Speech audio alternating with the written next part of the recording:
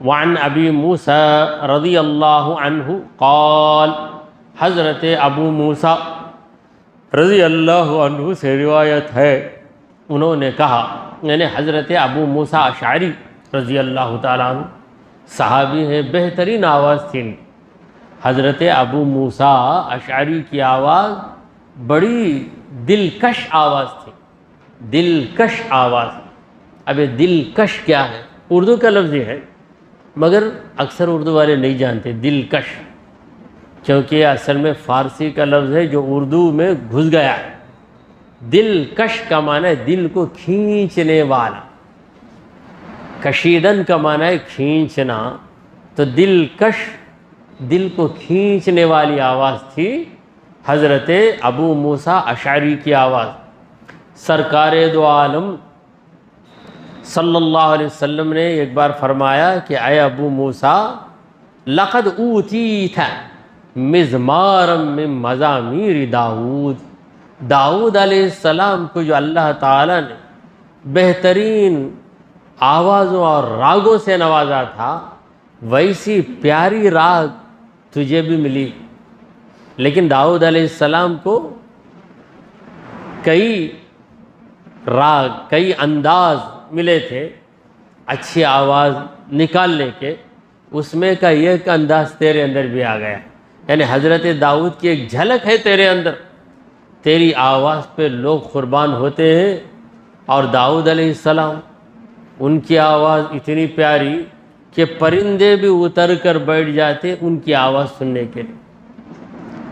اب چلیے، حضرت ابو موسیٰ اشعری اس حدیث کے راوی ہیں، کہتے ہیں قال رسول اللہ صلی اللہ علیہ وسلم، اللہ کے رسول محمد مصطفیٰ صلی اللہ علیہ وسلم نے فرمایا، مثل ما بعثنی اللہ بہ من الہدی والعلم، اللہ تعالیٰ نے مجھے ہدایت اور علم دے کر جو دنیا میں بھیجا ہے، اس کی مثال، اسے اگر سمجھنا ہے، اس کی صفت جاننا ہے تو سنو، کمثل غیث، اس کی حالت بارش کی طرح، یعنی جو علم لے کر میں دنیا میں آیا ہوں، جو ہدایت لے کر آیا ہوں، میں بارش کی طرح۔ بارش کبھی کنجوسی نہیں کرتی، اور بارش تفریقہ بھی نہیں کرتی کہ اس کے گھر میں پڑے گی اس کے گھر میں نہیں پڑی، نہیں۔ ایک اونچی حویلی ہے اور قریب میں چھوٹی سی جھونپڑی ہے، بارش پڑتی ہے تو یکساں مقدار میں، یکساں زور کے ساتھ جھونپڑی میں بھی پڑتی ہے اور حویلی میں بھی پڑتی ہے۔ نہیں، یہ حویلی ہے، یہاں پر کچھ زیادہ برسنا ہے، وہاں پر کچھ کم برسنا، ایسا نہیں۔ ہم لوگ کچھ دینا چاہتے ہیں تو کسی کو زیادہ دیتے، کسی کو کم دیتے۔ بھائی یہ بڑے انسان ہیں، ان کو زیادہ دے دو، یہ کم درجے والے ان کو کم دے دو، تو یہ فرق لوگوں میں، بارش میں نہیں۔ حضور فرماتے ہیں کہ میرا فیضان بارش کی طرح ہے۔ اصاب ارضاً، یہ بارش کسی زمین پہ پڑتی ہے، فکانت منہا طائفۃ طیبہ، تو اس زمین میں ایک ایسا حصہ ہے جو بہترین ہے، قبلت الماء، زمین کا وہ حصہ پانی کو قبول کر لیتا ہے۔ اسی طرح خدا کے چند ایسے بندے ہیں جو میری باتوں کو قبول کر لیتے ہیں، دلوں میں جذب کر لیتے ہیں، میرے فیض کو حاصل کر لیتے ہیں۔ وَأَنبَتَتِ الْكَلَعَ وَالْعُشْبَ الْكَثِيرَ، اور وہ بہترین زمین بارش کے پانی کو اپنے اندر جذب کر کے نکالتی ہے۔ کیا نکالتی ہے؟ طرح طرح کے درخت، گھاس، کھیت نکالتی ہے، اور زیادہ گھاس نکالتی ہے۔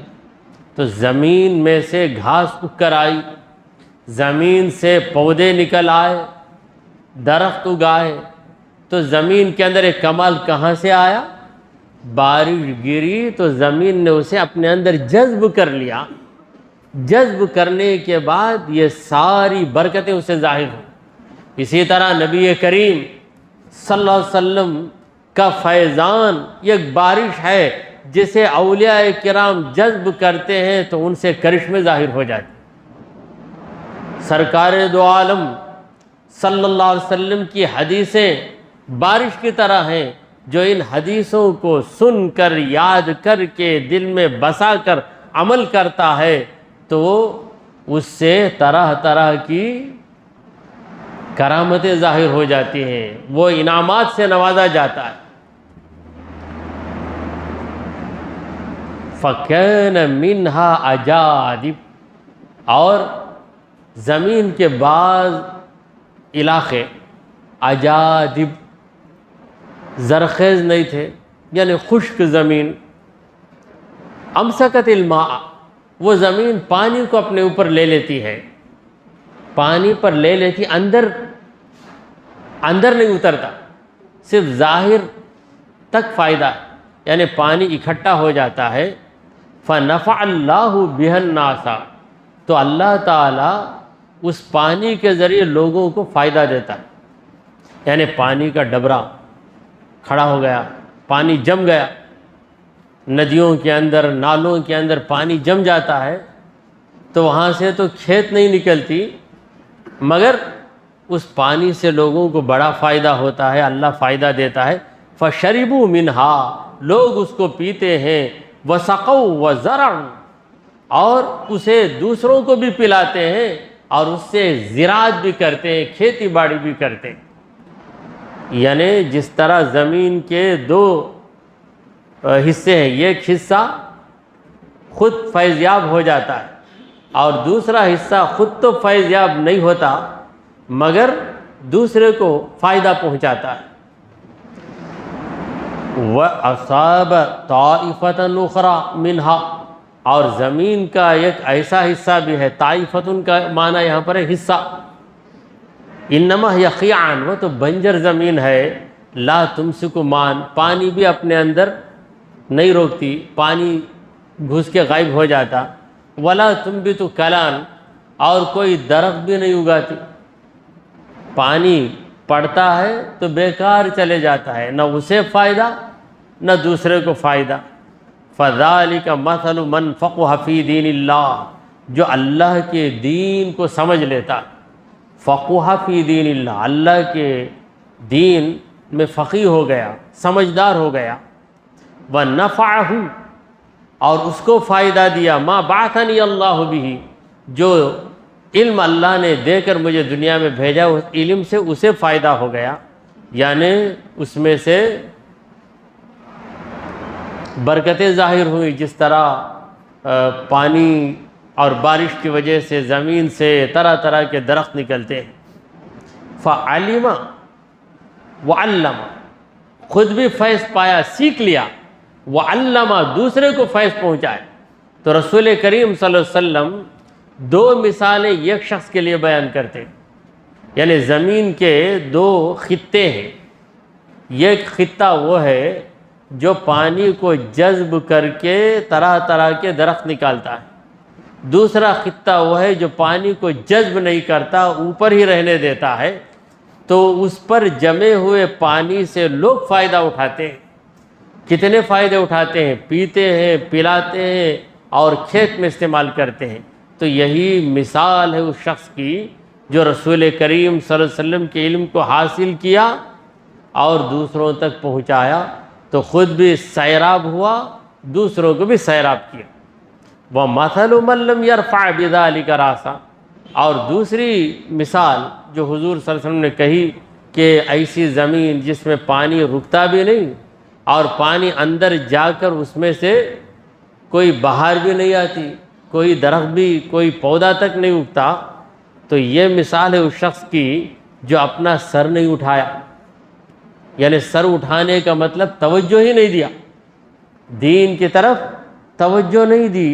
وَلَمْ يَقْبَلْ هُدَى اللَّهِ الَّذِي أُرْسِلْتُ بِهِ، جو ہدایت دے کر مجھے دنیا میں بھیجا گیا وہ ہدایت کو قبول بھی نہیں کیا، تو بنجر زمین کی طرح۔